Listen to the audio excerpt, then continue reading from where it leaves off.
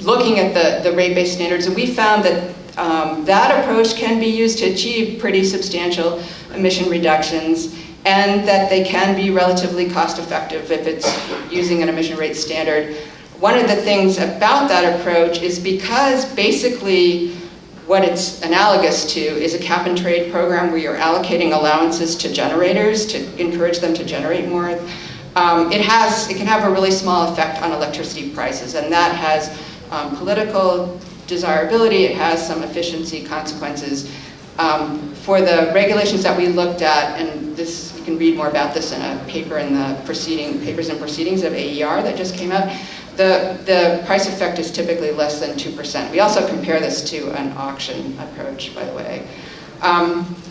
But that analysis that we did was largely national analysis and just kind of looking at instruments and their consequences. But the states are allowed to do really different things.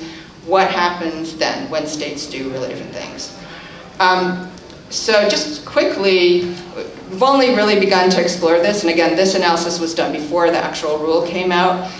But what I'm going to talk about on this slide is comparing a scenario where the whole country has a tradable performance standard that's going to achieve a 400 million metric ton reduction in 2020, which is about equivalent to what, again, serendipitously, to what EPA ended up proposing, and contrast that to a regulation where you've got the country divided into 4 regions, which is not 50 states, but it's some division.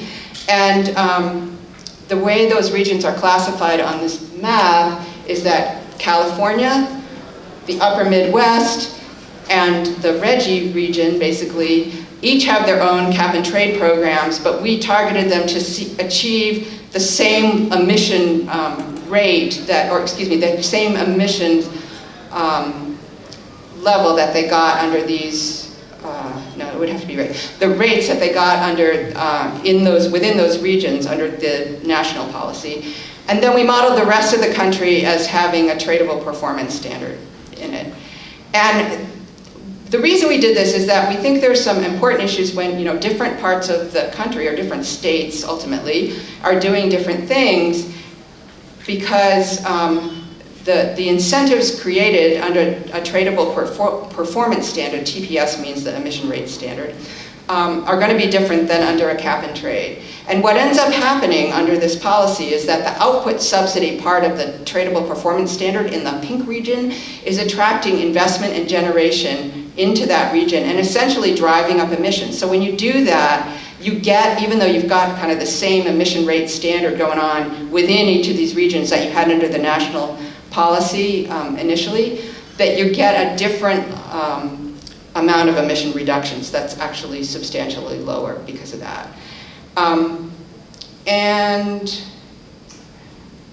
again, so in the capped regions, which are the green, the brown, and the blue region, we looked at the national policy. We said, okay, we're going to achieve the same emissions as we did under the national policy. And when we do that, they have a cap and trade program, and that means that they don't have this incentive to go chasing allowances by increasing generation. So generation falls and emission intensity goes up. The point being that emissions reductions and emissions intensity don't necessarily follow in lockstep. It really depends on the design of the policy.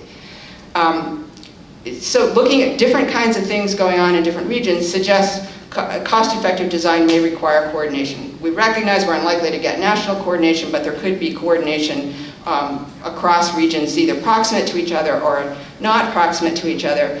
Another bit of analysis that we did was breaking the regions down even further and also abstracting from the leakage problem. So under this analysis, every single region is within a budget, but the different regions have different approaches. Again, the big yellowish region here continues to have a tradable performance standard, but we look at the effects of going from 5 capped regions to 3 capped regions, where again they would match the ones on the earlier slide, to 1 capped region. So it's basically sort of incremental and integral linking of these programs. And when that happens, we get the kind of expected results of the social costs of the policy fall, the average weighted allowance price in these regions that have caps fall.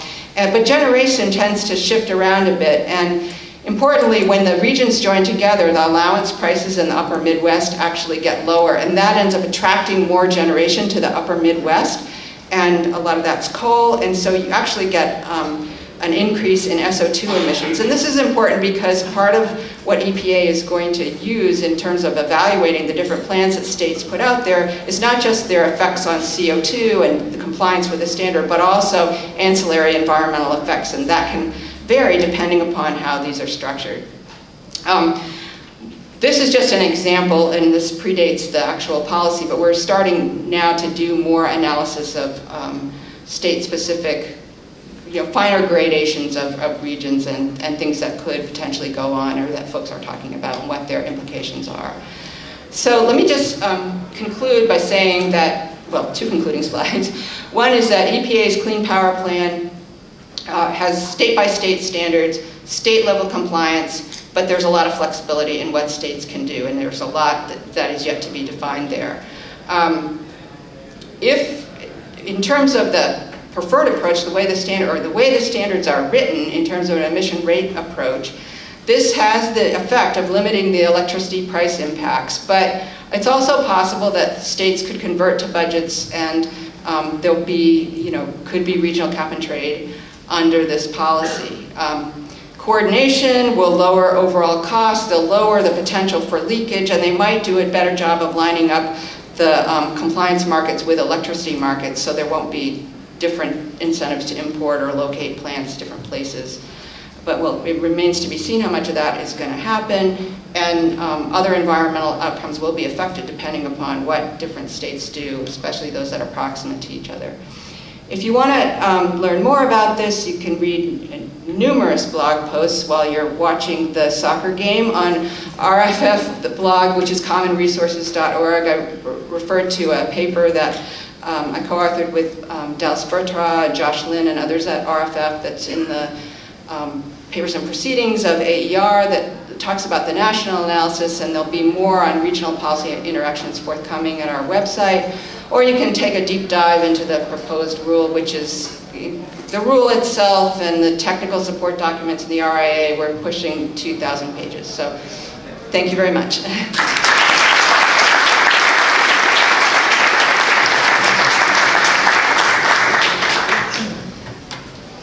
All right, thank you very much, Karen. And I suggest, since we're into coffee break, Karen's still around, that people that have concrete questions or general questions, just use the coffee break to come up, have this discussion. I apologize for the delay, but I think we had a very exciting topic. It is back, or it always was on the agenda. I think the three speakers, and I would ask you to join me in thanking all of the three speakers, and have a good conference.